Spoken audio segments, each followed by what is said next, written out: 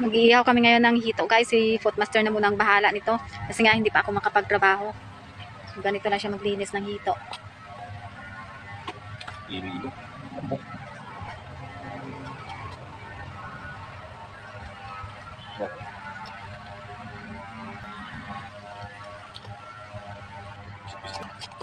Buhay pa.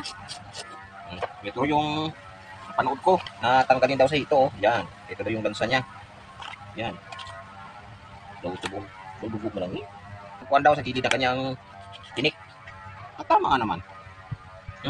Ito. Yan, yung pula. Ito yung lansa daw ng hito. Kailangan tanggalin.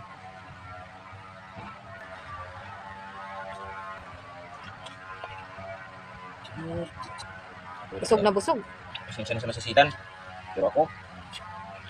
Daw. Alam.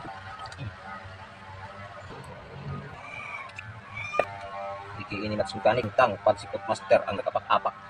Yaw. Wala na, tignan na. Pero kailangan kong dumiskartehin ang sarili ko dahil sa hindi makapagtrabaho yung asawa ko. Kung muna yun ang mag-iiyaw nito.